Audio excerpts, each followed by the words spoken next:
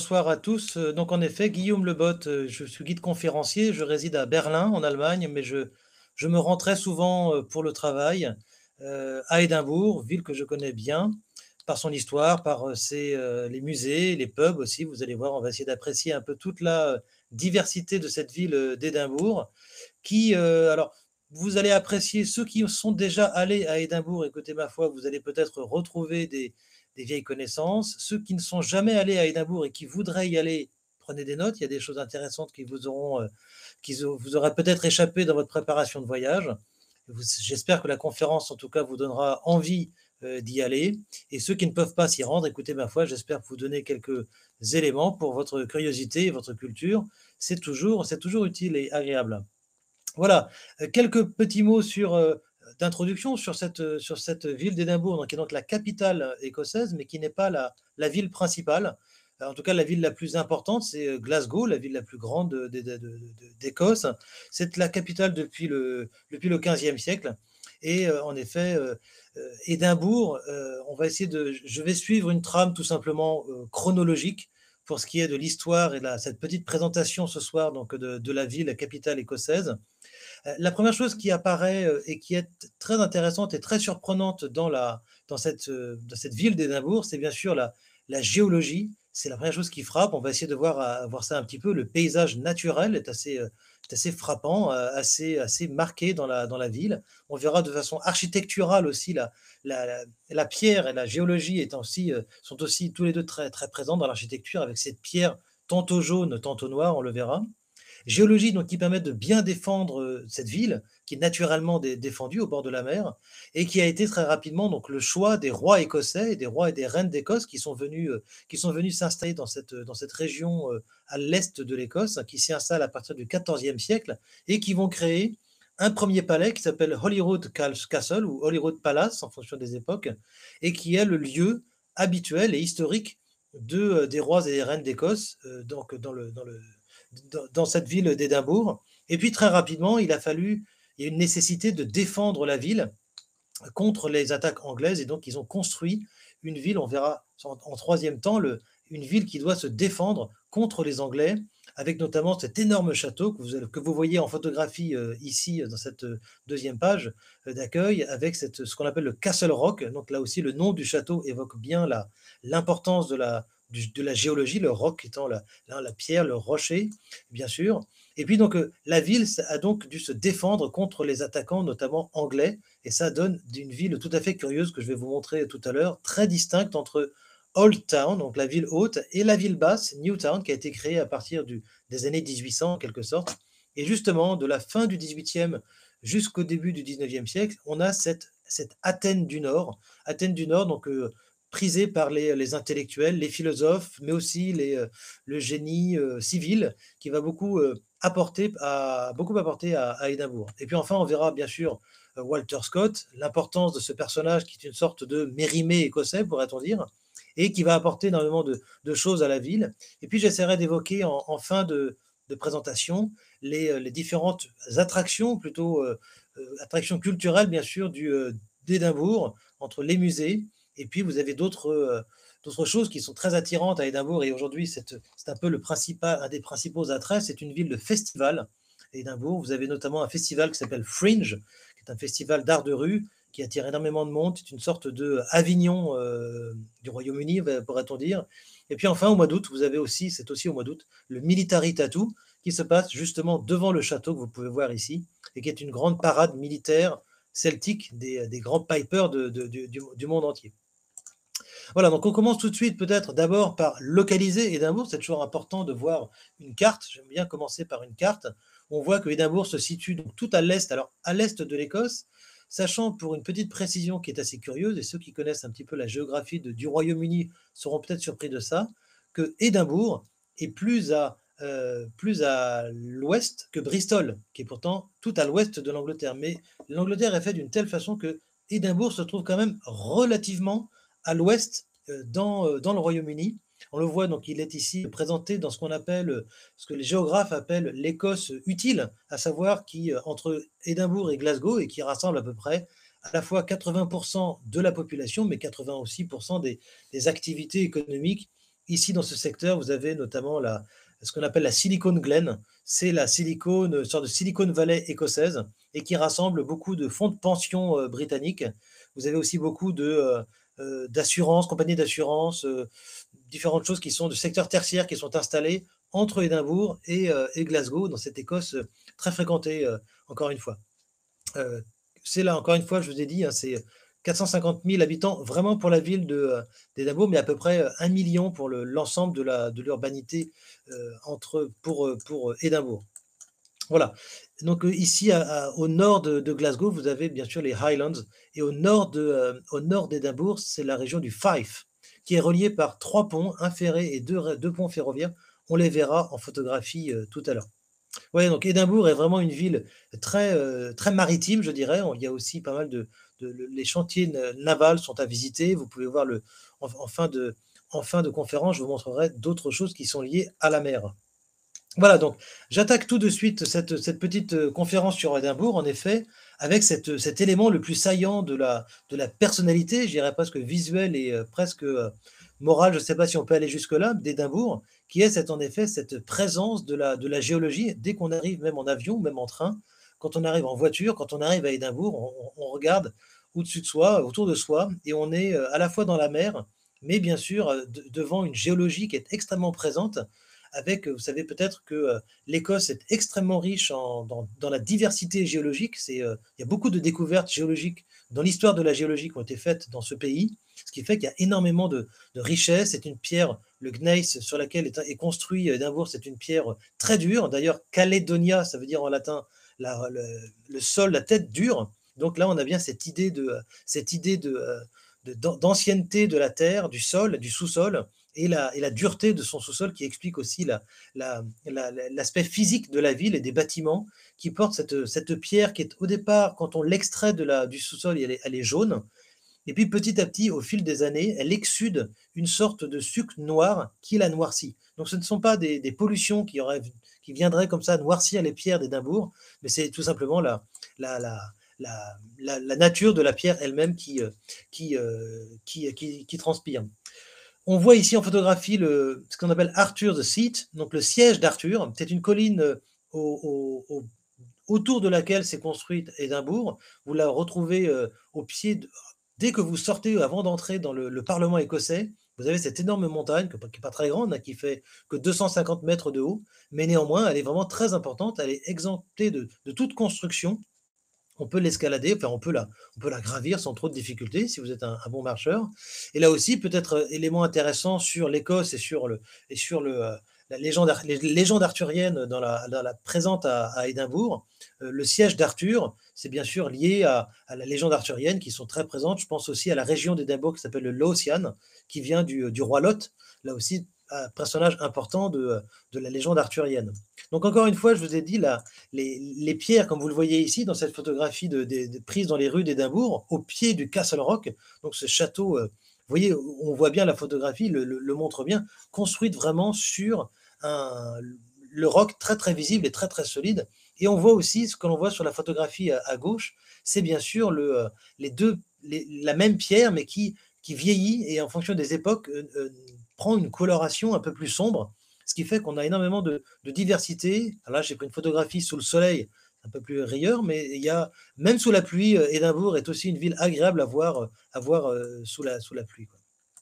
Alors, petit point historique pour Édimbourg, il y aurait beaucoup de choses à dire, évidemment, sur l'histoire du pays, mais il faut quand même avoir quelques éléments historiques pour bien comprendre la nature de la ville d'Édimbourg et pourquoi elle est aussi défendue et aussi important de défendre.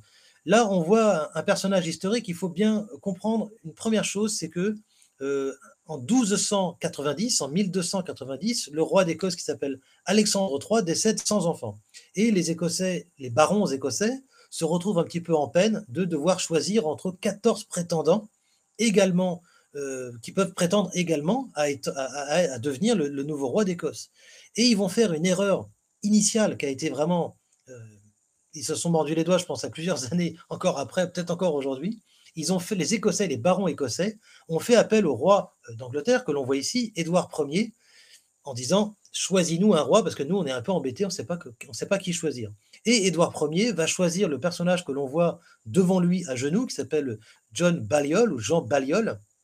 Il a un nom français parce qu'il y a comme beaucoup de ces gens-là, à cette époque, il avait des origines françaises. Et donc Jean Balliol est envoyé, enfin, est écossais, mais est adoubé par, ici on le voit, adoubé par Édouard Ier comme étant une sorte de vassal. Il a été choisi précisément par Édouard Ier parce qu'il était le plus obéissant à la couronne britannique. Et donc, ce qui va se passer ensuite, c'est que Jean Balliol va un petit peu retourner son manteau, sa veste, et il va, au début, était fidèle à Édouard Ier, puis finalement, il va changer son fusil d'épaule, et il va lui dire: «Maintenant, le chef en Écosse, c'est nous, c'est moi, et donc plus question que tu sois que tu sois notre suzerain». Donc il y a un retournement, et ce qui va se passer, c'est qu'Édouard Ier va imposer une dictature militaire très forte à partir des années 1292-1293. Et il va y avoir un personnage historique qui va apparaître ici très nettement, vous allez le voir très rapidement dans une statue, c'est William Wallace. Alors, il a été rendu célèbre par ce film qui n'était pas du tout historiquement vérifiable. C'est donc, comment s'appelle-t-il, j'ai oublié son nom, il va me revenir tout à l'heure. En tout cas, on a fait un grand film sur William Wallace. Et en effet, c'est Mel Gibson qui incarnait Braveheart, voilà, excusez-moi, qui incarnait donc William Wallace. Et William Wallace, c'est un personnage qui va prendre les armes et tenter de libérer son pays, tout à fait sur le modèle, d'ailleurs, à la même époque que Guillaume Tell, qui va libérer son pays. Et donc, on a en effet ce personnage qui va réussir à prendre des châteaux et à faire apparaître une identité écossaise bien distincte et qui tient tête au roi d'Angleterre. Il va réussir à entraîner avec lui un autre personnage de sang royal, lui, ce qui n'était pas le cas de William Wallace, c'est Robert Bruce ou Robert the Bruce qui va venir avec William Wallace et conquérir de nouveaux châteaux, prendre des châteaux sur les Anglais. Et ça va être le début d'une guerre d'indépendance qui va commencer environ en 1307, alors avec le petit-fils de Robert Bruce, parce que pendant un certain temps, la révolte va être tué dans l'œuf, parce qu'en effet, William Wallace est rapidement capturé et décapité à Londres. Et puis, quelques années plus tard, 10 ans plus tard, en 1307, c'est le petit-fils de Robert Bruce qui reprend les armes et qui va pouvoir euh, recréer une royauté en 1314 indépendante des rois d'Angleterre. Mais à partir de là, une fois que l'Écosse est indépendante en 1314, c'est un peu le début des ennuis qui commencent, parce que si vous voulez, les Anglais vont avoir toujours pour objectif de mettre la main sur l'Écosse, et l'Écosse n'aura pour objectif, en particulier Édimbourg, que de se défendre de la tutelle et de la menace anglaise. Et si on ne comprend pas cette relation très tendue entre l'Écosse et l'Angleterre à ce moment-là, on ne peut pas comprendre l'importance du verrou que représente Édimbourg.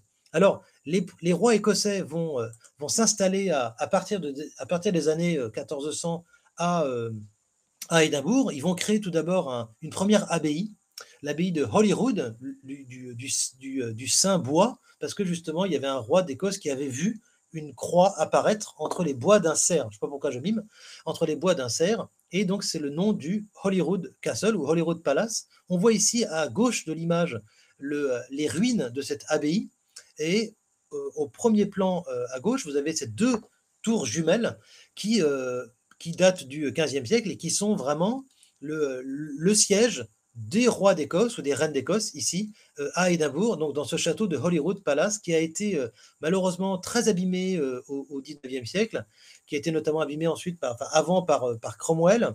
Et au XVIIIe siècle, ils ont fait une aile parallèle à droite, ce qui fait qu'on a l'impression d'avoir un château cohérent, mais la partie la plus ancienne, c'est la partie de gauche ici. C'était le palais, par exemple, de Marie Stuart. C'est ici qu'elle a fait assassiner David Rizzio, son secrétaire, par un type qu'elle va épouser par la suite. Il y a toute une histoire assez rocambolesque, ça ne manque pas autour de Marie Stuart. Mais quand on visite ce château, c'est très intéressant. On visite toute l'histoire de l'Écosse. En fait, c'est vraiment quelque chose de passionnant. Et aujourd'hui, c'est toujours le siège de la reine d'Angleterre. Quand elle vient en Écosse en représentation officielle, c'est là qu'elle reçoit notamment quand elle est vêtue de l'ordre du Chardon. Ça fait malheureusement plusieurs années qu'elle n'est pas venue. Mais vous pouvez voir par exemple ici les jardins autour de Holyrood Palace, qui sont vraiment exceptionnels. Vous voyez, c'est tenu par Édimbourg, mais surtout par la couronne britannique, enfin plutôt du Royaume-Uni. Et là, on voit bien que vous avez des garden parties qui sont très célèbres, et vous avez donc l'abbaye en ruine de Holyrood, et tous les palais sont, toutes les pièces sont quasiment, elles sont visitables à l'année, et c'est encore une fois très agréable de visiter ce palais historiquement important pour l'Écosse et pour le Royaume-Uni et les relations entre l'Angleterre et l'Écosse. Donc vous avez devant, en plus, devant ce château de Holyrood, vous avez la Queen's Gallery, qui est une annexe des collections royales britanniques, et qui, chaque année, 2 fois par an, présente des collections, enfin des expositions temporaires sur un sujet bon, qui n'a pas forcément trait à l'Écosse par ailleurs, mais qui a pour objectif de mieux étudier, mieux connaître et de diffuser les collections royales anglaises. Et donc, ça a été ouvert en 2002, je crois. Donc, ça fait à peu près 20 ans, oui, aujourd'hui. Alors, un autre château, donc voilà, c'est Holyrood, c'est le siège historique donc, des rois et des reines d'Écosse à Édimbourg. Et de l'autre côté de la ville haute, vous avez ce palais qui a une allure assez curieuse, peut-être un petit peu menaçante quand on est en dessous, c'est le Castle Rock, qui lui, si vous voulez, vient défendre le palais de Holyrood, qui est la résidence. Et Castle Rock, c'est vraiment un château militaire avec des plateformes de dégagement d'obus, etc. Donc c'est vraiment quelque chose de très, très militaire, encore une fois.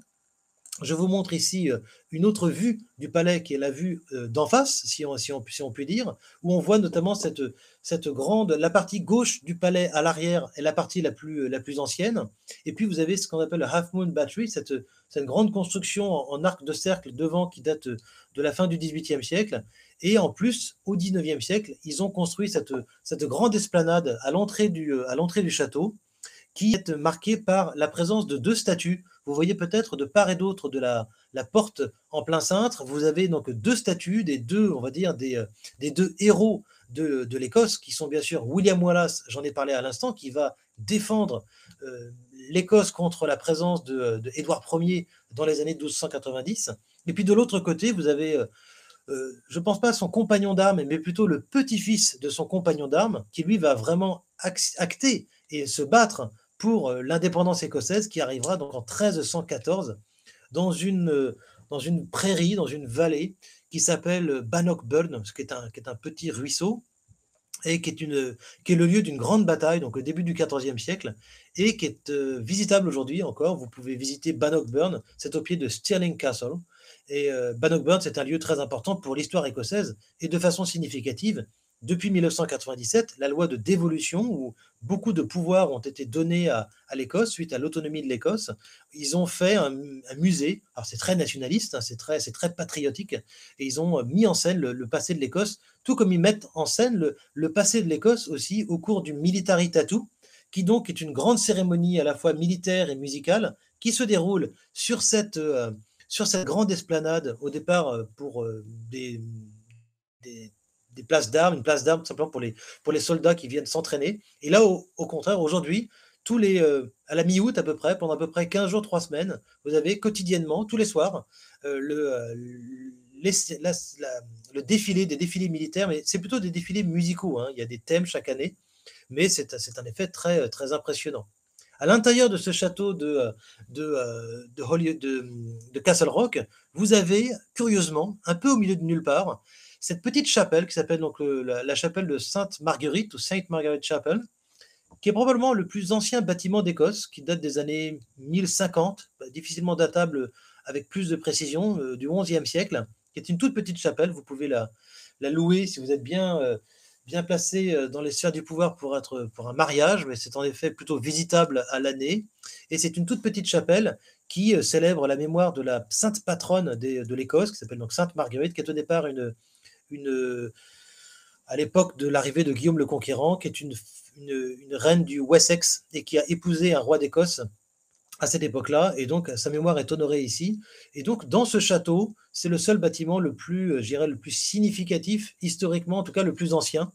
Et le château a vraiment gardé cette allure très militaire. Ici, je vous montre par exemple la cour intérieure de ce château de Holyrood Castle à Édimbourg, où on peut voir 3 monuments importants, où 3 ailes de la cour sont vraiment significatives. Alors celle qu'on ne voit pas parce qu'elle est derrière le photographe, c'est une sorte de grand hall du XVIe siècle. Vous pouvez voir donc des armes de guerre, des armes de jet, des grandes hallebardes qui sont alignées. C'est vraiment en très bon état. Ça a été très très bien restauré dans les années 2000. À côté de cela, vous avez avec une tour ici, avec une horloge, vous pouvez visiter les bijoux de la couronne écossaise. Alors ça, c'est un objet aussi très curieux. On ne peut pas donner de photographies parce que les photographies sont interdites dans cette partie du château. Mais vous avez évidemment la couronne, le sceptre, et vous avez un autre objet qui est très curieux en Écosse. Les Écossais la connaissent très bien. C'est la pierre de destinée. Là non plus, je ne peux pas vous montrer de photographie parce que les photographies sont interdites là aussi. C'est une pierre qui est à peu près 50 centimètres sur 30 de large et 20 centimètres d'épaisseur. Et c'est une pierre très dure qui est utilisée pour le couronnement des rois écossais depuis, on va dire, la nuit des temps. Il n'y a pas vraiment de date de début, depuis le XIIe siècle. Et en effet, Édouard Ier, qui est en effet arrivé ici à Édimbourg et dans la région de Scone, dans la région, dans les années donc 1290, a piqué la pierre des Écossais, l'a apportée à Londres, à Westminster, et a fait une sorte on va dire un siège de cérémonie, le siège du couronnement, utilisé depuis Édouard II, parce qu'Édouard Ier, ce n'était pas le cas. Édouard II va utiliser cette siège du couronnement. Sous cette chaise avec un fronton triangulaire est insérée la pierre du couronnement écossaise, et cette pierre a donc été rendue en 1997 suite à la loi de dévolution où l'Écosse a pris un petit peu son autonomie. Et encore une fois, ça s'est accompagné, cette loi de dévolution qui avait été une mesure électoraliste proposée par Tony Blair, qui lui aussi a des origines écossaises. Son nom de Blair signale bien son héritage écossais. Et donc, il avait promis à ceux qui voteraient pour lui, aux Écossais qui voteraient pour lui, il avait dit, si vous votez pour moi, on fera la loi de dévolution. Et en effet, une des conséquences de cette loi a été, outre le fait d'avoir beaucoup plus d'autonomie dans les gestions, notamment des écoles, de la police et de la gestion de la pêche et de la chasse, par exemple pour l'Écosse, a été rapatriée, donc la fameuse pierre de destinée. C'était un acte politique extrêmement important, qui est donc présenté dans ce château, le Castle Rock, que vous pouvez voir ici. Dans la cour en face, donc ce que vous voyez en photographie ici, c'est un autre bâtiment qui date des années 1920 et qui est le mémorial des soldats qui sont morts au cours de la Première Guerre mondiale en France et en Belgique pour défendre la nation. Et donc, c'est un endroit. Alors, le château d'Écosse de Castle Rock, c'est le plus visité de tout le pays, mais cet endroit n'est pas très visité. Je sais pas, les gens ne rentrent pas. Pourtant, c'est très impressionnant, c'est très émouvant pour ceux qui s'intéressent à cette histoire. Ici, en tout cas à Édimbourg, c'est un endroit vraiment très très émouvant. Alors, je reste toujours dans cette époque des débuts d'Édimbourg, hein, où en effet on a cette structuration de la ville entre le palais résidentiel des rois d'Écosse et des reines, le palais défensif qui est Holyrood Castle dans le haut de la ville ancienne, et au milieu de ça, vous avez évidemment, alors les Français appellent ça Saint-Gilles, mais on devrait dire Saint Giles, qui est la cathédrale d'Écosse. Alors, elle a gardé ce nom de cathédrale, bien qu'elle soit protestante aujourd'hui, enfin épiscopalienne, c'est le nom réel de l'église d'Écosse qu'on appelle en Écosse la Kirk, donc l'église écossaise, et qui est protestante, et qui est en effet dans ce qu'on appelle le Royal Mile. J'ai une petite faute de frappe d'ailleurs dans mon diaporama, c'est le Royal Mile, qui est un 1,6 km qui relie donc le château de Castle Rock jusqu'à Holyrood Castle qui est en bas, et au milieu vous avez donc Saint Giles Cathedral qui est au milieu et qui est les origines de la cathédrale remontent environ au XIIe siècle, mais ce que l'on voit aujourd'hui, ça date du XVe siècle, et on y commémore notamment la mémoire d'un personnage très, très curieux de l'histoire écossaise qui s'appelle John Knox, avec un K, K-N-O-X, John Knox. C'est un protestant, un contemporain de Luther. Il est plutôt contemporain d'ailleurs de Calvin, auprès de qui il a fait ses classes à Genève. Il avait été d'ailleurs chassé d'Édimbourg dans un premier temps, et il est revenu ensuite. Et il faisait il prônait un exercice de la religion extrêmement strict, à l'image de Calvin, et il a fait de la religion protestante calviniste la religion officielle en 1560, et qui est l'église primatiale, la cathédrale Saint-Gilles, porte encore le souvenir et le mémoire de ce personnage qu'il faut en général évoquer. Il y a une grande statue en bronze dans cette cathédrale de Saint-Gilles. Il y a aussi des très beaux vitraux, on ne les voit pas parce que c'est à l'intérieur, des très beaux vitraux des pré-raphaélites, du pré-raphaélite Edward Burne-Jones à l'intérieur, qui sont très très très beaux. Ils sont assez rares, ces vitraux de Burne-Jones, mais c'est vraiment quelque chose de très impressionnant. Et puis avant d'y entrer, devant, vous pouvez voir évidemment la première statue, c'est pas la première statue d'Écosse, mais néanmoins statue importante, d'un personnage qui va vraiment compter, mais je l'évoquerai un petit peu plus tard. C'est Walter Scott qui va bien sûr faire beaucoup, notamment pour la sauvegarde du patrimoine. Je vous ai dit, hein, c'est une sorte de Mérimée écossais. Il va faire beaucoup pour la sauvegarde du patrimoine. Il va notamment détruire une église, une prison qui se trouvait juste devant l'église, la cathédrale Saint-Gilles, et dont il a d'ailleurs à propos de laquelle il a d'ailleurs consacré une nouvelle qui s'appelle The Heart of Midlothian, donc le cœur du Midlothian. Et il y a une petite tradition devant à l'emplacement de l'entrée de la prison, devant cette église, devant cette cathédrale, vous avez un cœur en pierre qui est signalé dans le sol. Et en général, les vieux Écossais, les vieux habitants d'Édimbourg, il y a une tradition qui veut qu'on crache sur le cœur pour un peu conjurer le sort de ne jamais aller en prison, dans cette prison-là en tout cas. Voilà une petite photographie de l'intérieur d'une chapelle magnifique qui date du début du XXe siècle, de 1906, qui s'appelle la chapelle du Chardon, qui est un ordre de chevalerie qui a été créé par Jacques VI. Jacques VI, qui était le roi donc, qui succède à Élisabeth Ier, donc la Virgin Queen, et qui est un roi Stuart, et qui est le premier roi écossais à prendre les rênes de l'Angleterre. Et donc c'est un ordre de chevalerie extrêmement prestigieux, ancien, qui a son siège ici, donc dans la chapelle du Chardon, dans la cathédrale Saint-Gilles d'Édimbourg, où l'on voit en effet le siège principal au centre de la photographie, au fond de la salle. Il est en effet tenu par la reine d'Angleterre. Vous voyez d'ailleurs qu'il n'y a qu'un seul blason sur le dos de ce siège. Et autour, vous avez 14 places pour 14 personnes. Il y a majoritairement des hommes et depuis quelques années, il y a 2 femmes qui sont en effet des gens qui ont soit hérité de leur titre de chevalerie, soit qui ont été faits chevaliers ces dernières années et qui ont le droit de siéger auprès de la reine une fois par an au cours d'un conseil privé. Donc les portes sont fermées pendant environ 1 heure ou 2. Ces personnes discutent entre elles. On ne sait pas de quoi, pour le coup c'est privé. Mais en tout cas, vous pouvez toujours visiter cette chapelle très belle, qui porte beaucoup d'histoire et qui est en effet un moment important pour, à la fois un lieu et un moment important pour l'histoire écossaise.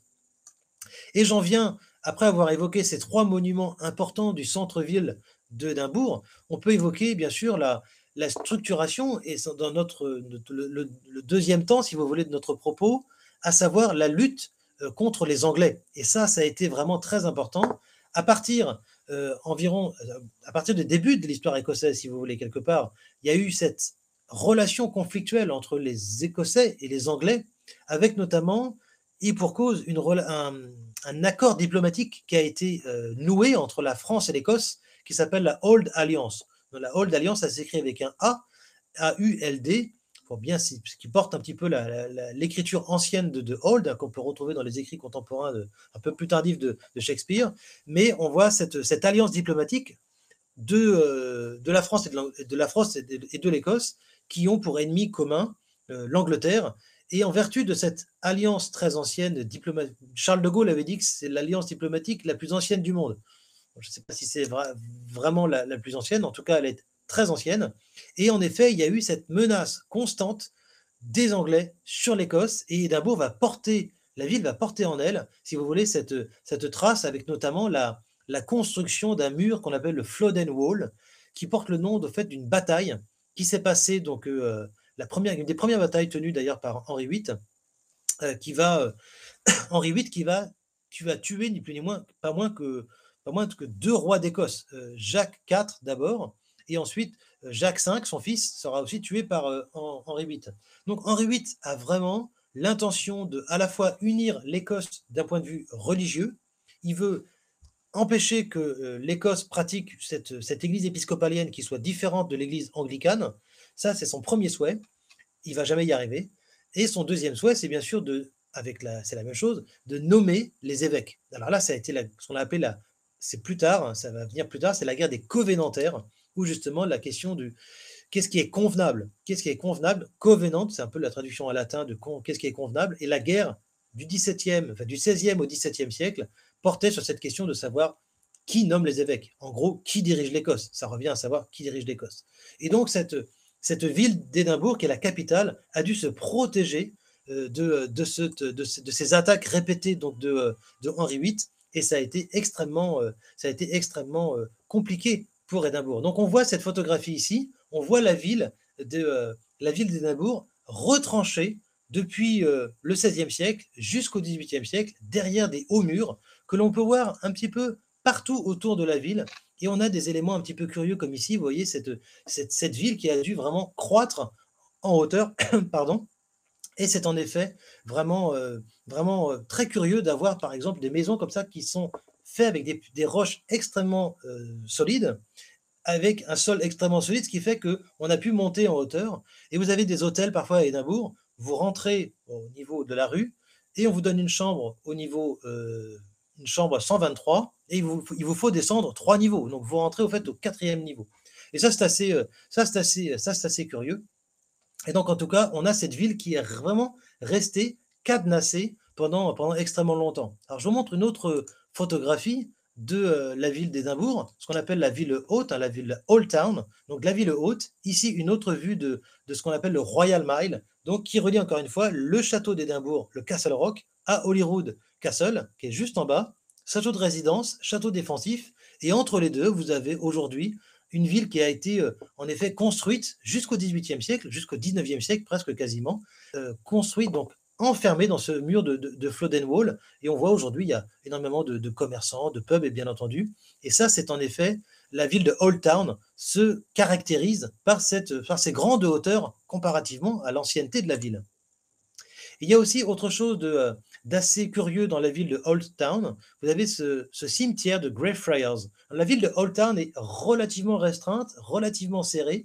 Et puis, à gauche de la ville, à l'ouest de la ville, vous avez cet endroit de respiration très vert. Vous voyez, c'est une sorte de cimetière paysager qui est, euh, qui est vraiment très curieux dans cette ville plutôt serrée, plutôt en hauteur, plutôt jaune et noir, c'est en fonction des pierres. Et vous avez cette grande respiration qui est un ancien cimetière, et qui est très fréquenté par les touristes et aussi les habitants de Dimbourg qui viennent flâner, notamment pour la pause du déjeuner, notamment l'été. Et c'est assez curieux à voir.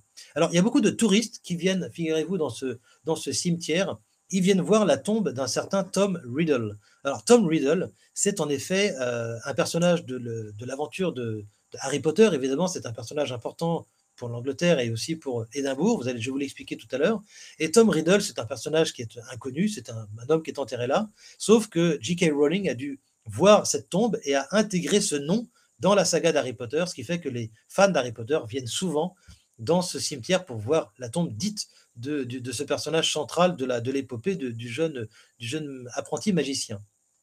Devant l'entrée de ce cimetière, vous avez un pub très célèbre qui est le Greyfriars Bobby, alors qui porte un peu la mémoire à la fois de la, du, des frères Gris, hein, en tout cas du couvent qui était là pendant de nombreuses années, et puis aussi de ce Bobby, de ce petit chien fidèle qui après la mort de son maître, est resté pendant plusieurs années à veiller sur sa tombe.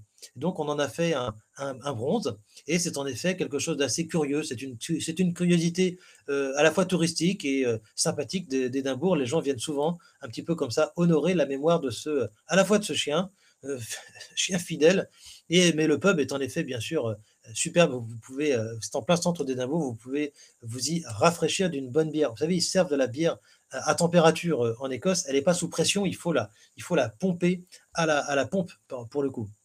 Alors, peut-être avant de un autre. Alors là, je sors un tout petit peu d'Édimbourg. Je vais vous montrer un monument qui est très connu et qui date de cette époque-là, donc des années de Flodden du XVIe siècle. C'est la chapelle Roslin. C'est vraiment tout près d'Édimbourg. Il faut sortir et prendre sa voiture ou un bus. Vous pouvez aller voir donc la Roslin Chapel, c'est environ à 11 km du centre-ville au sud d'Édimbourg. Et vous avez cette chapelle très curieuse, tout à fait connue depuis notamment la publication de deux ouvrages très célèbres, le premier étant L'Énigme sacrée, et le deuxième étant une pâle copie, mais copie qui a le plus marché, qui était évidemment le Dan Brown, le Da Vinci Code, et qui a été en effet eu pour conséquence de faire venir énormément de touristes dans cette petite chapelle. Alors, c'est une chapelle assez curieuse parce que le personnage qui l'a commandité, un certain William Sainte Claire, était lui-même très curieux. Il a mélangé à l'intérieur de la chapelle une iconographie très bizarre, à la fois celtique, et puis une iconographie qui sera reprise par la suite par les francs-maçons, ce qui a fait dire que certains symboles étaient maçonniques avant la maçonnerie.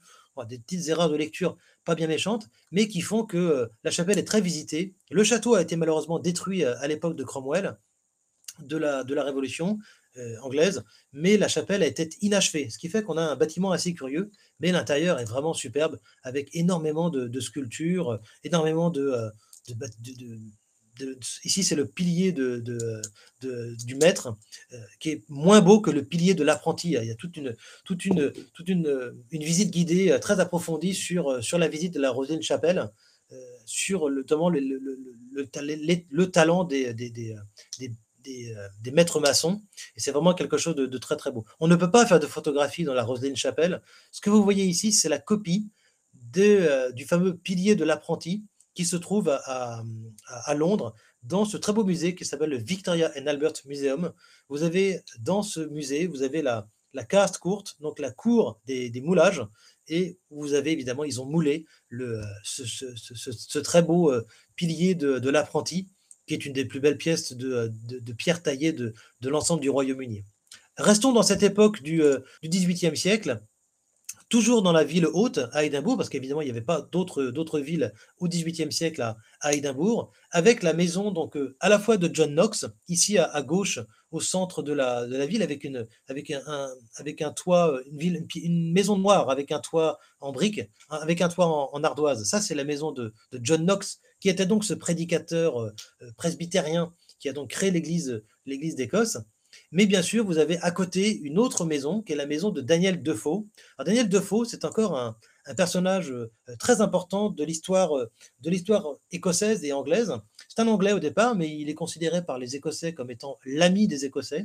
Et c'est un personnage très intéressant. Il a écrit donc évidemment Robinson Crusoe. Il est connu pour sa carrière d'écrivain, mais il a surtout acté et travaillé et espionné d'ailleurs, c'est un espion, pour la réalisation de l'acte d'union. Alors, l'acte d'union, ça date de 1707. Qu'est-ce que c'est?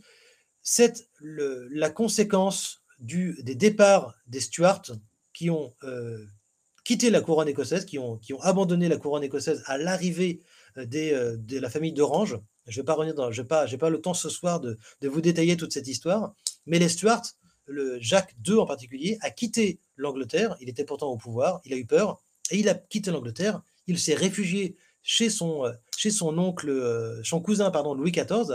Il était à Saint-Germain-en-Laye. Et donc, à partir de ce moment-là, il n'était plus question d'une autonomie de l'Écosse, en tout cas encore moins d'une indépendance de l'Écosse, parce que les rois qui quittaient étaient donc écossais d'origine. Et donc, ce qui fait qu'on a eu une fusion des deux parlements, ce qu'on a appelé l'acte d'union, qui date de 1707. Et donc, il a fallu dissoudre le parlement écossais. Et c'est Daniel Defoe qui va surveiller, en tout cas préparer cette union des deux couronnes, si vous voulez. Donc, ça date de 1707. Et c'est en effet là aussi, quand vous allez visiter Édimbourg, vous pouvez voir cette maison et qui porte un petit peu le témoignage de cette époque. Alors, un personnage aussi très important pour l'Écosse et pour Édimbourg, et pour l'ensemble de l'histoire du Royaume-Uni, c'est vraiment une histoire très importante, qui est en effet cette histoire de l'acte d'union. Si vous voulez, quand le roi d'Écosse, Jacques II, quitte l'Angleterre à l'arrivée de la famille d'Orange, il abandonne son titre, il abandonne son pouvoir. Et donc, il est un roi catholique, c'est important. C'est un roi catholique. Et donc, à partir de là, il y a eu des prétendants au trône qui étaient Stuart et catholiques et qui ont tenté de reprendre à plusieurs reprises le pouvoir. Le plus connu d'entre eux, en tout cas le plus romanesque, on va dire, c'est celui que vous voyez ici en portrait, c'est le Bonnie Prince Charlie. Bonnie parce qu'il était joli, c'était un joli garçon, il était jeune et il était très, très beau. Et Charles, c'est son nom. Et Bonnie Prince Charlie, il a tenté de reprendre le pouvoir en 1745. Il a débarqué donc dans les Highlands. Il a été accompagné par de nombreux clans écossais qui l'ont accompagné dans toute une série de victoires qui a débouché ils ont approché Londres, ils étaient vraiment à ça de reprendre le pouvoir. Ça, c'est pas fait. Et ensuite, ils ont été repoussés en Écosse. Ils sont passés par Édimbourg notamment. Il y a chaque château écossais, vous pouvez avoir la trace et le souvenir du passage de Bonnie Prince Charlie, accompagné de Flora MacDonald, sa célèbre, enfin, sa femme qui l'accompagnait, la femme dont il était amoureux. Et donc, tous les deux ont vraiment traversé l'Écosse. Avant, ils étaient pourchassés par le fameux boucher de Cumberland, qui était le frère du roi, qui avait pour mission de traquer les Écossais. Et une fois que la défaite écossaise était actée, en 1746 à Culloden, à côté d'Inverness, là, je vous le dis parce que ça va être important pour l'histoire d'Édimbourg. Je fais un peu cette digression sur l'histoire de ce qu'on appelle les Jacobites. Parce que les Jacobites portent en effet le souvenir de Jacques II ou Jacques VII, selon ce qu'on est écossais ou anglais. Et donc, Jacobite, c'est le nom latin de Jacob, de James. Et donc, c'est le nom de Jacobite. Les Jacobites, ce sont ces prétendants catholiques au trône d'Angleterre, et ce sont des descendants des Stuarts. Bonnie Prince Charlie en fait partie. En 1746, toute cette petite tentative va vraiment disparaître et va être vraiment assassinée. Et ça va être la vengeance des Anglais va être vraiment terrible. Ils vont vraiment décider Georges III va vraiment décider de tirer un trait définitif sur l'histoire, les prétentions éventuelles des successeurs de Bonnie Prince Charlie à la couronne anglaise et écossaise.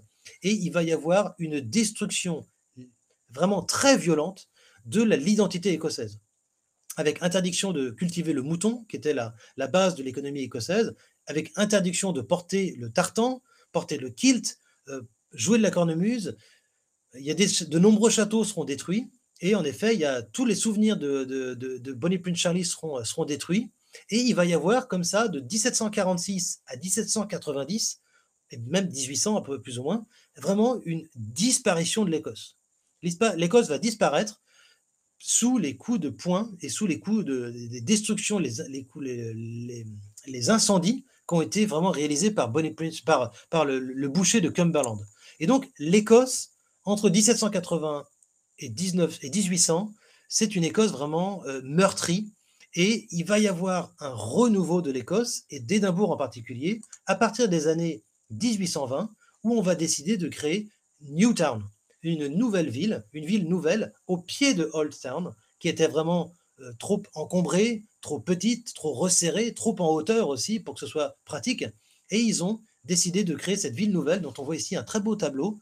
On voit évidemment, l'ensemble des rues porte le nom de rois anglais. Et ça, c'était évidemment ça aussi, et puis de nombreuses statues de rois anglais. Et donc, c'était vraiment un acte aussi politique de signaler la présence anglaise en Écosse, à Édimbourg, dans la capitale. Et ça, c'était vraiment quelque chose de très fort politiquement. On voit ici une ville quasiment à l'anglaise, qui va être créée ni plus ni moins à Édimbourg, dans Newtown. Vous voyez des croissants, des crescents, des avenues, des arcades, des artères. Et ça va être vraiment très, très important pour l'histoire visuellement à Édimbourg. Et ce sera vraiment très, très, très, très important pour l'histoire écossaise. Voilà, c'est dans ce genre de maison que Nicola Sturgeon, la première ministre écossaise, réside. Là, vous avez une très jolie vue d'Édimbourg qui est prise donc de Old Town. On est quasiment, je pense qu'on est au château, en fait, ici. On voit au centre de l'image, c'est ce qu'on voyait tout à l'heure ici sur le tableau, je vous le remontre. C'est ce qu'on voyait tout à l'heure sur le tableau. Vous voyez cette partie un petit peu no man's land. Au fait, c'est un bras de mer, en fait, qui venait, quand la mer montait, qui venait un peu immerger cette terre ici, et qui, au 19e siècle, a été transformée en gare. Vous voyez, on voit ici la gare qu'on appelle le Waverley, hein, qui porte le nom d'un titre d'un roman de Walter Scott. On voit les gares ici, les chemins de fer. On voit au-dessus de la gare la Galerie nationale d'Écosse, qui est le grand musée national de galeries de peinture. Vous voyez au centre de l'image une sorte d'aiguille noire. Ça, je crois que j'ai un pointeur, je vais pouvoir l'utiliser, mais j'utilise. Au centre de ce qu'est le mémorial de Walter Scott. C'est le premier en Écosse qui a été créé. Là aussi, dans les années 1820, on va pouvoir, justement, il faut attendre 1820 pour que l'Écosse puisse s'affirmer politiquement et identitairement. Alors, je vais y revenir par la suite. Donc, on voit cette ville du XVIIIe siècle qui va se créer. On voit aussi ce qu'on appelle Calton Hill, qui est une petite colline qui elle est construite, contrairement au siège d'Arthur, Arthur's Seat, et qui comporte quelques éléments intéressants. Je l'évoquerai tout à l'heure. Vous avez dans la ville nouvelle d'Édimbourg, la New Town, un musée et une résidence très importante. C'est évidemment le musée de la franc-maçonnerie. Alors ça, c'est un moment et un endroit très important pour l'Écosse nouvelle, ce qu'on a appelé l'Athènes du Nord pendant très longtemps. C'est-à-dire que c'est une ville d'ingénieurs, mais aussi de philosophes, sensualistes. Je pense à David Hume ou Ferguson.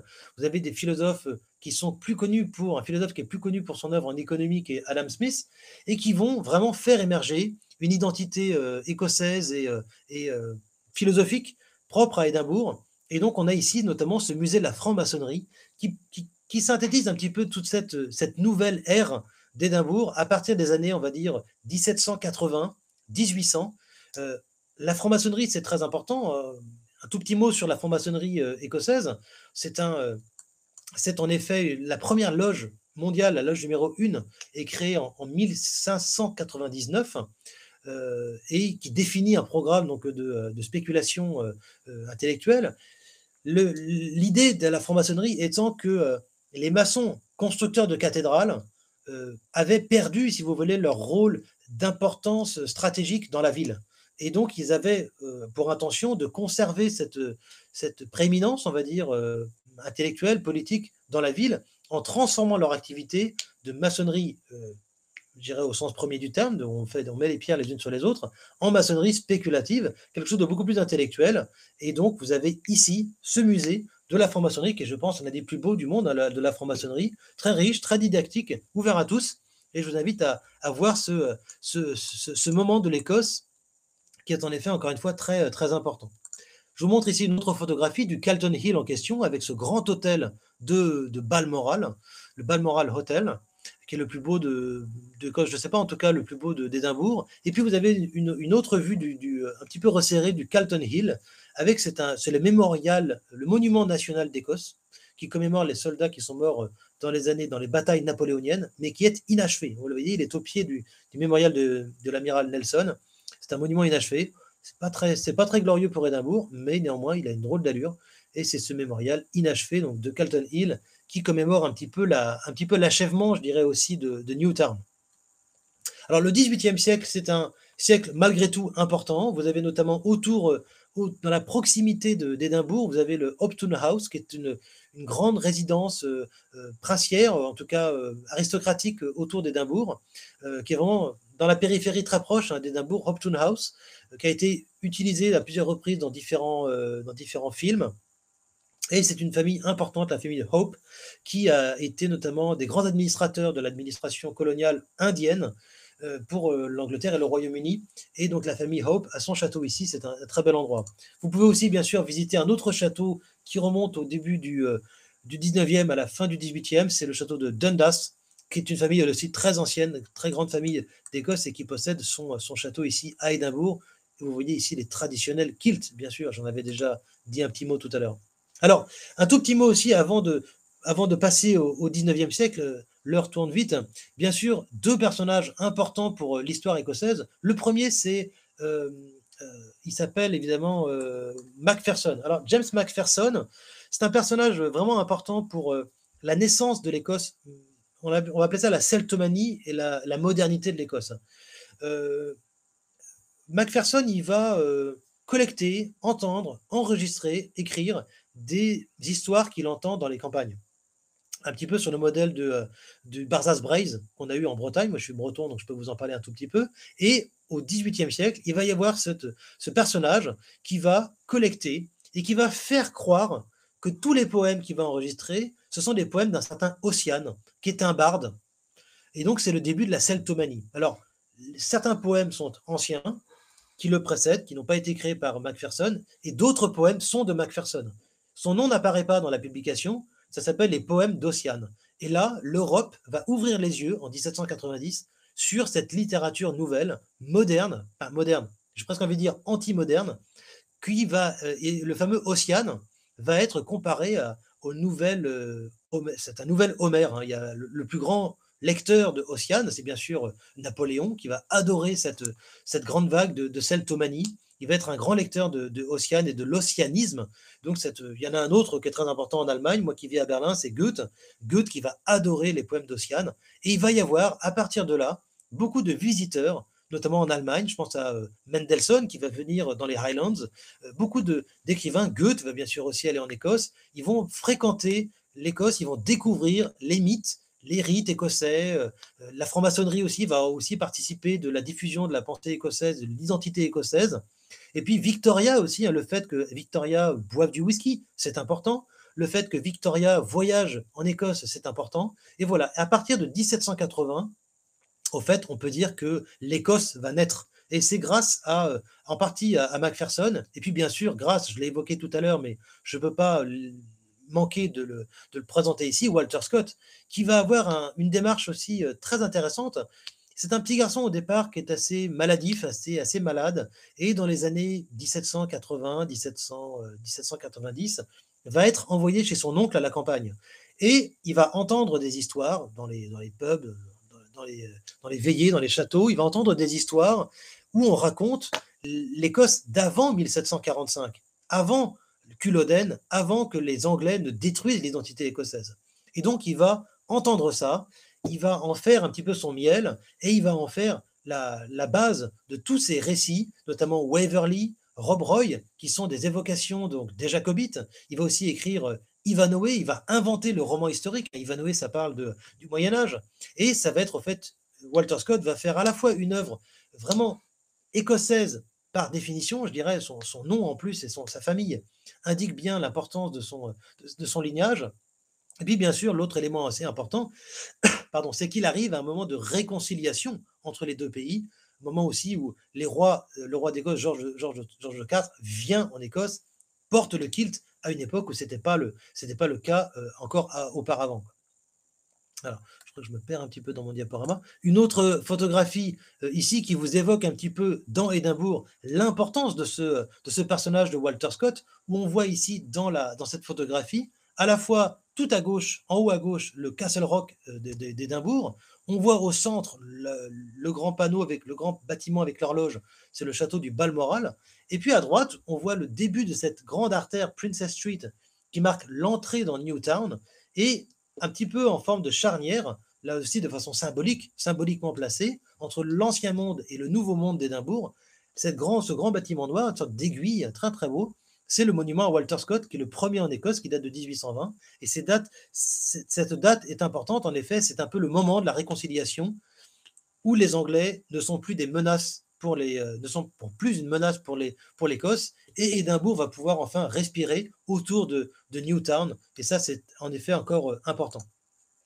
Aujourd'hui, on peut voir en effet l'importance, je vous l'ai déjà signalé, du tartan, parce que le tartan avait été interdit pendant de nombreuses années, en effet, parce que c'était une incarnation de l'identité écossaise.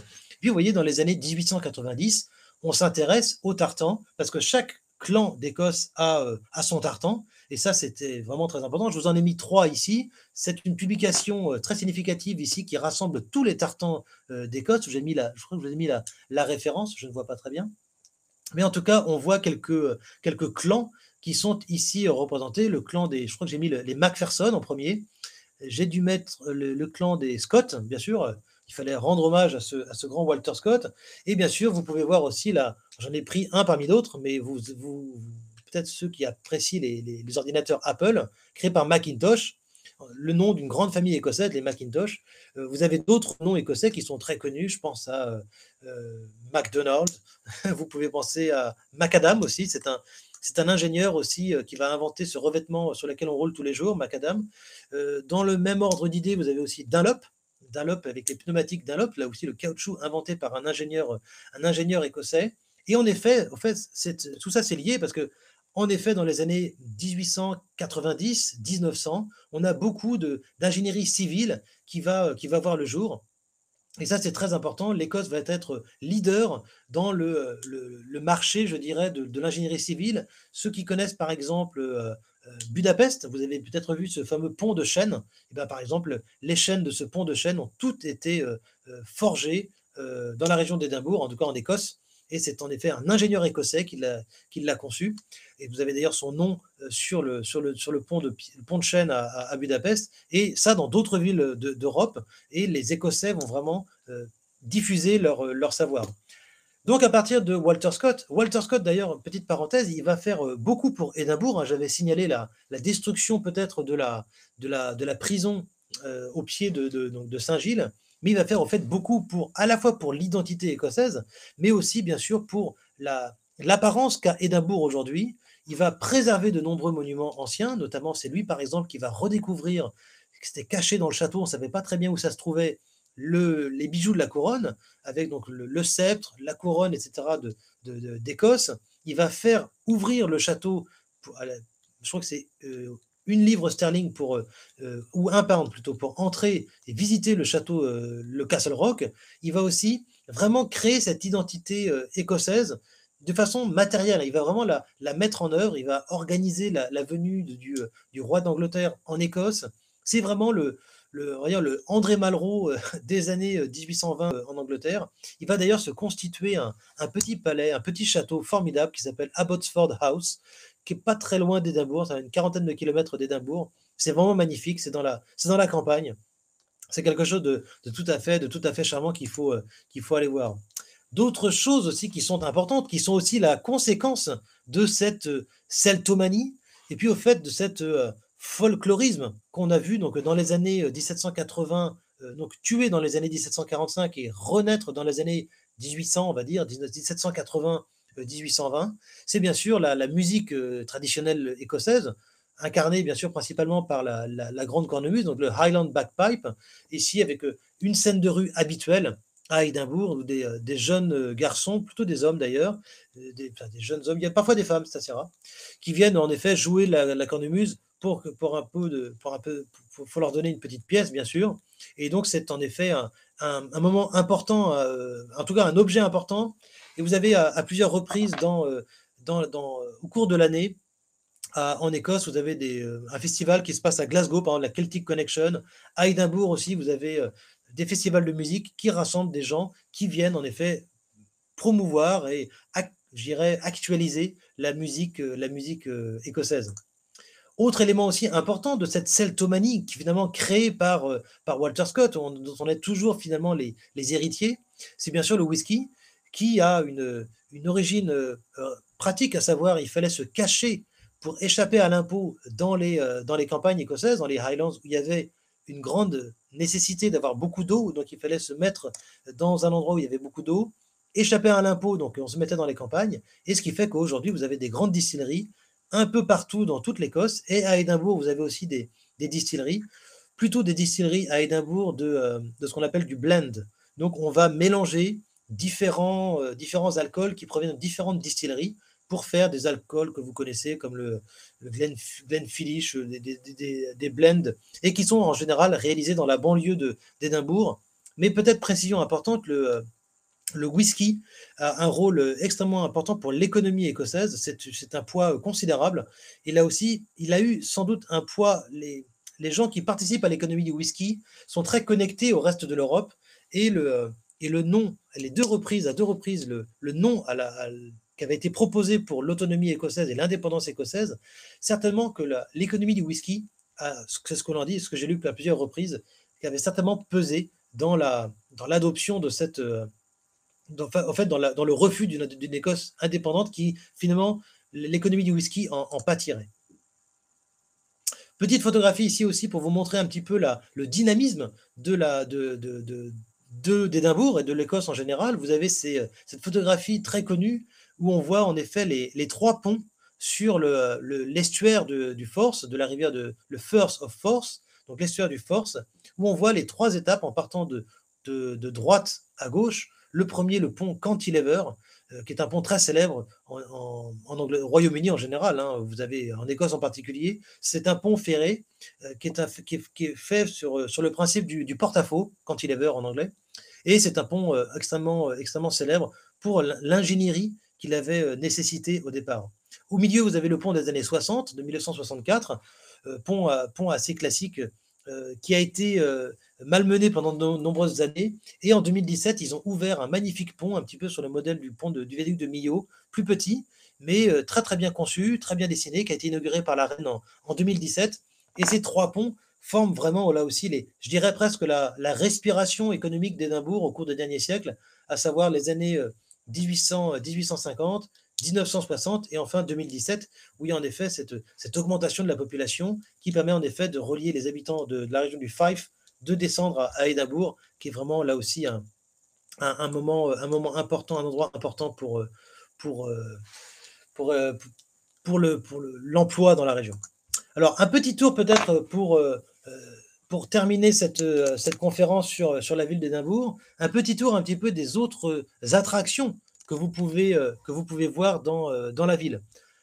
Le principal musée, moi je suis un homme de musée, donc vous pouvez voir, et de peinture, vous pouvez voir bien sûr la Galerie nationale d'Écosse. Alors il se trouve que l'Écosse et Édimbourg, c'est un peu loin des circuits habituels des grands flux de tableaux qu'il y a pu avoir entre l'Italie, l'Espagne, la France et l'Angleterre.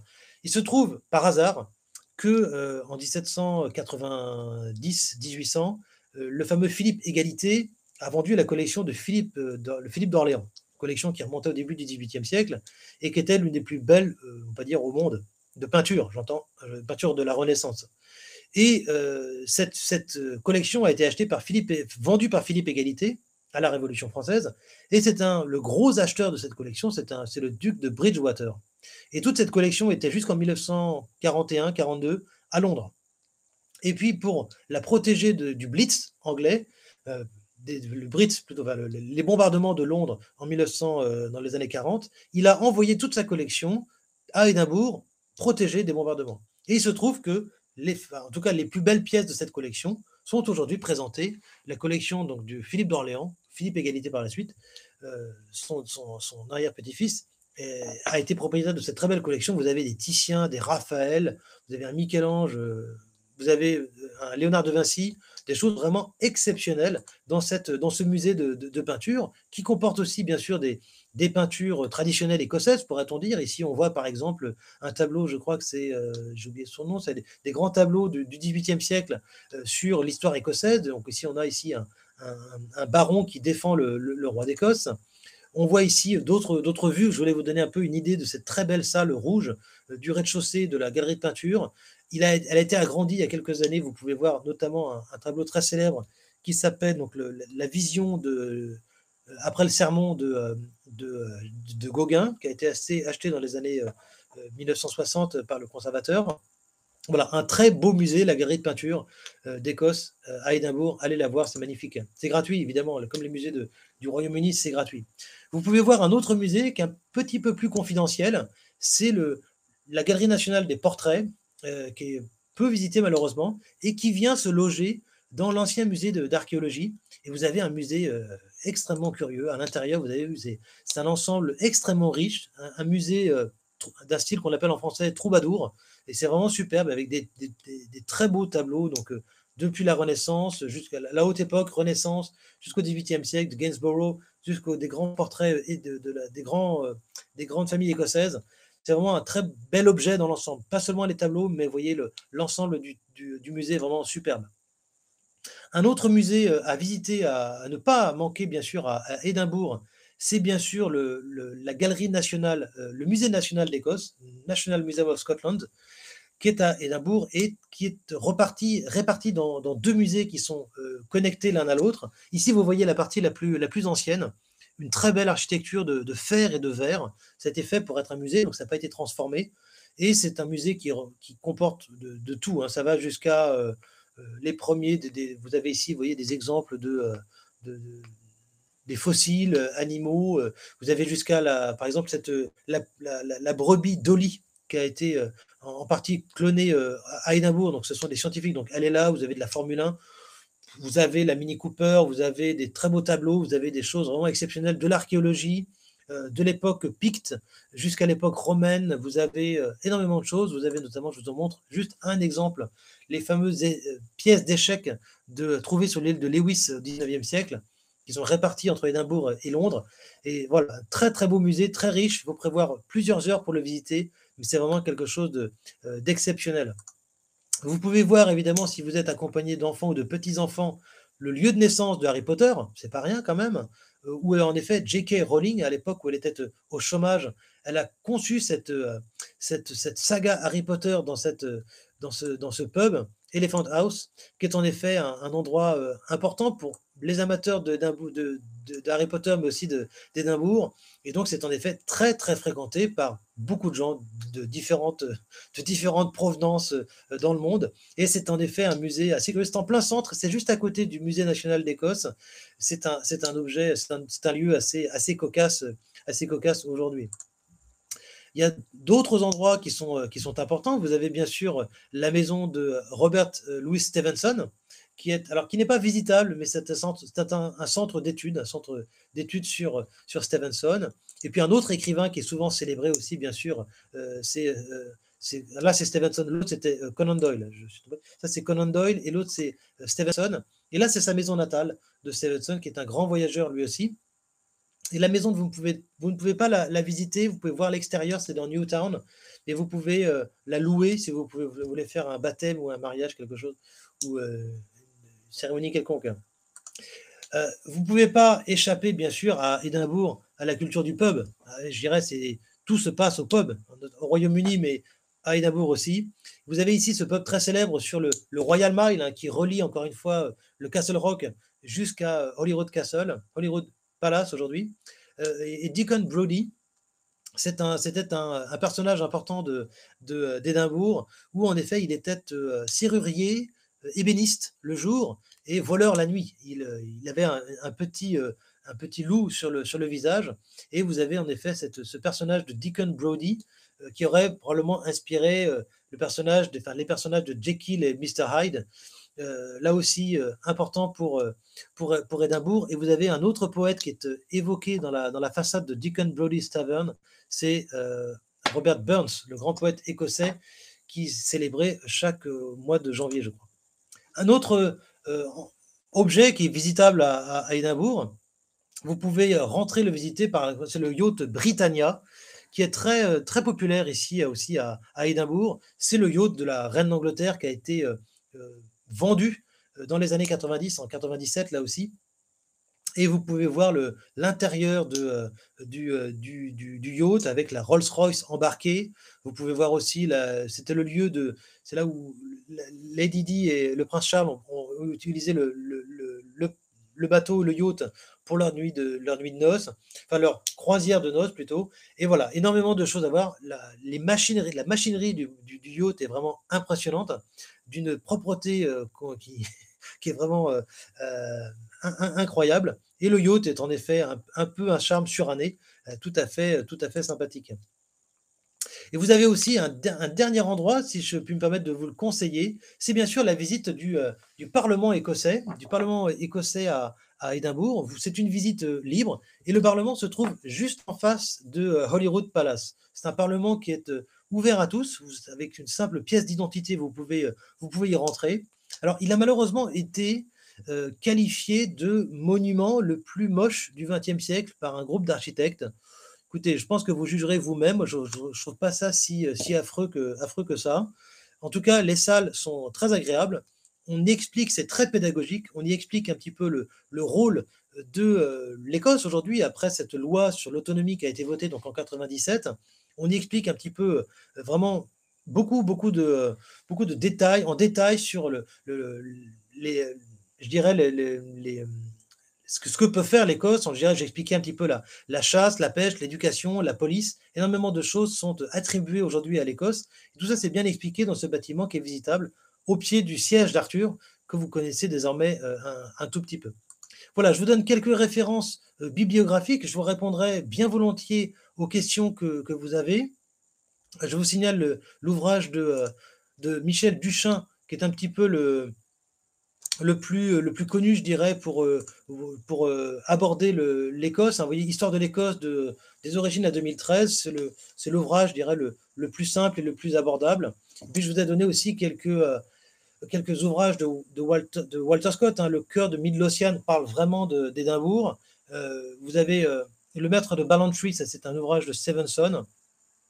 Et puis vous avez un personnage, un écrivain d'Édimbourg qui produit beaucoup de polars, on va dire, et qui sont qui se passent à Édimbourg, s'appelle In Rankin. Et In Rankin, vous voyez, l'étrangleur d'Édimbourg. Il y en a d'autres. C'est toute une série d'ouvrages, d'enquêtes qui sont donnés, qui se passent à Édimbourg. Voilà, écoutez, je crois que j'ai accompli le temps qui m'était imparti ce soir. Je préfère, je vous indique la prochaine conférence que je donnerai dans une semaine exactement. Et il va s'agir, donc, on va parler non pas d'Édimbourg, mais de l'Écosse toujours, mais à travers l'histoire des châteaux. Donc, ça va nous permettre de sortir un petit peu d'Édimbourg. Et puis, on verra les plus beaux châteaux d'Écosse. Il y en a à peu près 1000. Alors, je ne vais pas parler des 1000 châteaux d'Écosse. Ici, je vous ai présenté en photographie. Là, c'est le château de Urquhart Castle, qui se trouve sur le Loch Ness. D'ailleurs, on peut voir Nessie qui sort sa tête. Et en effet, c'est un endroit aussi important. Mais l'histoire des châteaux d'Écosse est vraiment une sorte de carottage sur l'histoire écossaise. On pourra parler de nombreux en détail de l'histoire écossaise. Voilà. J'en ai terminé pour cette petite conférence. Y a-t-il des questions? J'y répondrai bien volontiers. J'aime bien les conversations, si possible. Pourquoi le siège d'Arthur a-t-il été épargné de construction au fil des années? Est-ce un endroit sacré? Alors, je ne pourrais pas vous répondre. Je pense pas que... merci Philippe pour votre question. Je pense que c'est un endroit assez compliqué au fait à lotir, première chose. La deuxième chose, c'est que jusqu'au 19e siècle, Édimbourg est donc resté bloqué dans cette ville haute, qui est finalement assez, non pas éloignée, mais qui n'est pas à côté du siège d'Arthur. Et puis la deuxième chose, c'est que quand ils ont décidé de créer une ville nouvelle, ils ont décidé d'utiliser la surface plane, enfin oui, la surface plane la plus facilement lotissable. Donc, il n'y a pas eu spécialement ni d'interdiction, ni d'endroit sacré, en tout cas, je ne crois pas.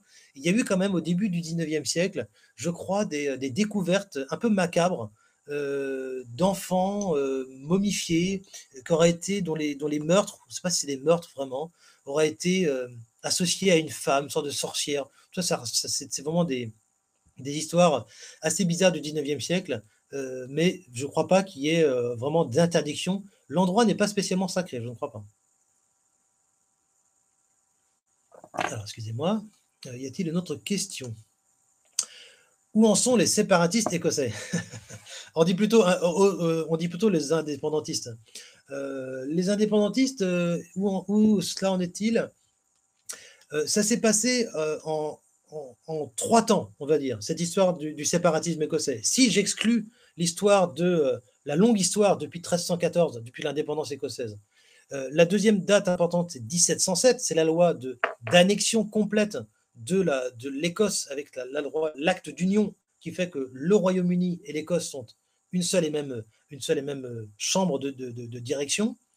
La première date importante, c'est 97, quand Tony Blair décide en effet dans son programme électoral de mettre en avant la loi de dévolution qui va finalement s'appliquer donc en 97, et il y aura des conséquences concrètes en Écosse avec, je l'ai indiqué là, notamment des sites, notamment de Bannockburn qui seront mis en avant, et beaucoup de choses seront déterminantes pour cette date de 97. Ensuite, dans les années 2000, on va mettre en avant avec le SNP, le Scottish National Party, on va mettre en avant en effet un référendum qui s'est soldé par un non à 55%. Et le non à 55%, ça a été vraiment une surprise pour les Écossais qui, je pense, étaient presque convaincus que le oui allait l'emporter. D'ailleurs, vous voyez toujours aujourd'hui des autocollants oui sur les voitures écossaises, oui pour l'indépendance, et finalement, à quand même un chiffre qui n'était pas 51%, quand même 55%. Donc l'indépendance a été refusée. Je l'expliquais, hein, parce que notamment, il y a 2 choses qui sont importantes en Écosse. Je l'expliquais, c'est pas anecdotique, hein. Le whisky, c'est une ressource importante, et le whisky ne vit que par ses relations internationales, et qui était en effet menacée par cette loi d'indépendance, ce qui était à mon avis une erreur. Et puis l'autre chose aussi, c'est que la Royal Air Force, qui est là aussi l'Angleterre ou le Royaume-Uni en Écosse, avec la base de Lossiemouth et d'autres bases dans le sud de l'Écosse, apporte énormément d'emplois. Donc il y a forcément, même si c'est un effet psychologique, je pense que beaucoup de familles qui étaient liées soit à la Royal Air Force, soit au whisky, peut-être aussi pour des raisons politiques, n'ont pas souhaité en effet voter pour l'indépendance. Alors aujourd'hui, qu'est-ce qui se passe aujourd'hui? C'est que avec le Brexit, les Écossais ont voté majoritairement contre le Brexit. Et donc, du coup, Nicola Sturgeon a proposé de refaire un référendum fort de ce Brexit. Il est probable aujourd'hui, en tout cas c'est mis sur la table, que si on refaisait aujourd'hui un référendum après le Brexit, qui a eu les conséquences que l'on connaît, moins catastrophique d'ailleurs que ce à quoi on s'attendait, il est possible que le oui l'emporterait. Mais encore une fois, c'est pas gagné. Et je pense que Nicola Sturgeon le sait déjà. Alors, on en est où? On en est qu'on attend. Combien de temps faut-il pour visiter tranquillement Édimbourg? Oh bah, je dirais il faut y aller au mois déjà de mai, juin, juillet, août, c'est possible. Vous aurez beaucoup de monde au mois d'août. Et combien de temps faut-il pour visiter? Si vous vous concentrez sur Édimbourg, je pense que 3-4 jours, ça suffit. Mais vous serez rapidement happé par Upton House, Dundas Palace. Vous allez peut-être être tenté d'aller voir Roslin Chapel. Il y a aussi un très beau parc botanique que je n'ai pas signalé. Je pense qu'en 4-5 jours, c'est possible. Pouvez-vous nous dire la vie culturelle de cette jolie ville d'histoire? Alors, la vie culturelle est basée quand même beaucoup sur la musique écossaise. Il y a quand même beaucoup de choses sur la musique écossaise. Le festival le festival des arts de la rue, qu'on appelle Fringe. Vous avez peut-être vu tout à l'heure, il y avait un magasin Fringe sur la photographie du centre-ville. Fringe, c'est un peu l'équivalent du festival d'Avignon pour la vie théâtrale en France. Et donc, vous avez beaucoup de troupes de théâtre qui se produisent dans la rue, mais aussi à l'intérieur des théâtres. Et au mois d'août, si vous aimez le théâtre de rue, le théâtre, le comique, alors évidemment, il faut parler anglais, mais là, vous avez une vie culturelle qui est centrée sur le mois d'août. En Écosse, il y a un peu de pluie quand même de temps en temps, donc il faut mieux viser le mois d'août pour être sûr d'avoir du beau temps, qui n'est pas forcément garanti d'ailleurs. Mais la vie culturelle, c'est en effet à la fois fringe, donc les théâtres, le stand-up, ce qu'on appelle le stand-up en anglais, donc le one-man show, one-woman show, et puis aussi, bien sûr, la musique écossaise, qui comporte vraiment de grands trésors. Et puis, bien sûr, il y a des salles classiques. Et je vous ai indiqué aussi la vie culturelle autour de... Alors, pour un Français, c'est toujours assez curieux, c'est l'importance de la franc-maçonnerie, encore une fois. Je ne sais pas si ça répond bien à votre question. Y a-t-il d'autres questions? Y a-t-il toujours la statue du soldat ours au zoo? Ah, ça, je ne connais pas la statue du soldat ours au zoo. Je dois avouer ma grande réticence à visiter les zoos. Donc là, je sèche. Je ne peux pas vous répondre, tout simplement. Désolé, Catherine. Vous avez une autre question? Y a-t-il, comme à Glasgow, des bâtiments art déco? Et non, à Édimbourg, il n'y a pas eu cette époque vraiment art déco. Les bâtiments art déco à Glasgow, ils ont été construits par ce qu'on appelle les Glasgow Five, ou l'école de Glasgow, animée par Mackintosh et son épouse, Frances MacDonald, et la sœur de Frances. Et donc, il y a beaucoup de bâtiments, évidemment, qui sont... Alors, art déco, c'est pas tout à fait le terme. C'est vraiment Glasgow School, et c'est vraiment l'école de Mackintosh. Non, il n'y a pas cette architecture art déco à Édimbourg. Il y a d'autres choses, mais il n'y a pas... Parce que, en effet, la ville la plus importante dans les années 1900, c'était Glasgow. C'était le premier importateur de tabac, par exemple, pour le Royaume-Uni. C'était aussi les grandes aciéries, les chantiers navals de la Clyde. Et la vie économique écossaise est centrée sur Glasgow dans les années 20. Donc, il est logique que ce soit Glasgow qui comporte le plus de bâtiments art déco. Alors, il y a beaucoup de questions. J'aurais une question peut-être aujourd'hui. Quel papier faut-il? Eh bien, il faut maintenant, désormais, depuis le Brexit, c'est tout simple, il faut un passeport. La carte d'identité ne suffit plus. Un visa, non. Si vous restez moins de 6 mois, votre passeport suffit à rentrer. Je suis allé à Londres il y a 3 semaines. Le passeport, vous rentrez, c'est même un truc automatique. Vous passez le contrôle et il n'y a rien d'autre. Il vous faut le passeport, évidemment valide, et tout se passe bien. Pas de visa, par contre, pas de pièce d'identité. L'importance du port d'Édimbourg, il est moindre que le port de Glasgow, qui est beaucoup plus grand et beaucoup plus pratique d'accès. Parce que le port d'Édimbourg, c'est pas vraiment une ville portuaire, en fait. C'est une ville portuaire qui est importante, mais vous avez d'autres villes portuaires sur la façade est. Notamment, je pense à Dundee. Et Dundee, c'est vraiment un grand port au nord d'Édimbourg. Vous avez d'autres villes comme Berwick au sud, Heu, mais Édimbourg, c'est pas une ville qui est vraiment, il y a un port, si vous voulez, il y a c'est quelque chose d'important, mais rien comparativement aux chantiers navals de la Clyde, qui là sont vraiment énormes et on produit des grands paquebots, Britannia et cetera, produit énormément et là, vous avez d'ailleurs à Glasgow, vous pouvez visiter le musée des transports qui est sur le port, qui a été dessiné par Zaha Hadid, une architecte irakienne d'origine, mais qui a été formée à Londres, qui est décédée il y a quelques années et elle a produit un très beau musée en forme d'un peu de graphique et vous pouvez visiter. Donc, il y a pas que les transports maritimes, mais je voulais juste vous répondre à cette question en forme d'un peu en digression, mais l'importance du port de Glasgow par rapport à Édimbourg, ça n'a rien à voir. Rien à voir. Le chantier naval de la Clyde, c'est vraiment gigantesque. Philippe Blasco, merci. Avec toutes ces richesses merveilleuses, comment expliquer que cette ville ne soit pas plus connue que cela en France? Bon, je dirais, l'Écosse bénéficie d'une forte cote de popularité en France. Il y a quand même beaucoup de Français qui vont notamment, je crois que la pratique habituelle pour les Français qui vont en voiture en Écosse, ils font faire un tour de l'Écosse avec, soit un camping-car, parce qu'on pratique beaucoup de camping, en Écosse et c'est assez populaire et on fait beaucoup aussi de hiking. Des gens qui vont se balader, faire de la randonnée en Écosse, c'est le paradis des marcheurs. Vous avez un bon climat, vous avez des très beaux reliefs, vous avez les plus beaux paysages d'Europe, notamment dans la place de la Glencoe. Euh, c'est vraiment magnifique. Et de beaucoup, Édimbourg se retrouve un petit peu hors des circuits. Les gens souvent atterrissent à Édimbourg, prennent la voiture et s'en vont dans les Highlands. Et du coup, c'est un petit peu hors des sentiers pour ça, bien que ce soit la capitale et bien que ce soit une ville importante et qu'il soit en effet, je vous remercie de le signaler, une ville très très très belle. Euh, À côté du musée franc-maçon, il y a un bâtiment aux allures vénitiennes. Ça, je ne sais pas. Je ne sais pas quel est ce bâtiment aux allures vénitiennes. Peut-être est-ce ce bâtiment qui est l'ancien bâtiment de le musée archéologique. Était-ce ce bâtiment que vous voulez évoquer? Je vais peut-être vous répondre à côté de votre réponse pour vous signaler que vous pouvez visiter, donc en plus du musée de la franc-maçonnerie à Édimbourg, vous pouvez visiter aussi alors l'extérieur seulement, je crois, ce qui s'appelle la Saint Mary's Chapel, qui est la loge numéro 1 d'Édimbourg, donc qui est aujourd'hui un bâtiment du 19e siècle avec une grande étoile de David sur le fronton, qui est un endroit assez amusant.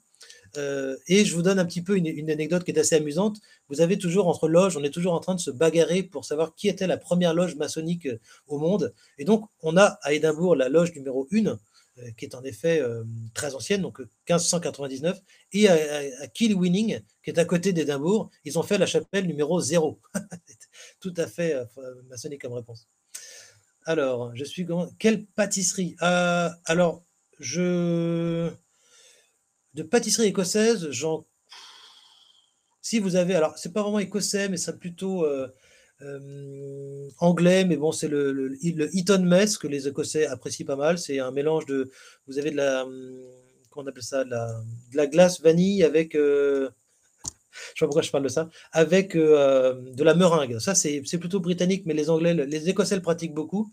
Mais par ailleurs, je ne sais pas s'il y a des pâtisseries spécialement écossaises, mais vous avez par contre un truc typiquement écossais qui est le haggis, en français connu par ce sketch, donc la panse de Brubby Farcy, et qui est très bon. C'est méprisé parce que le titre n'indique rien d'engageant, mais c'est très très bon.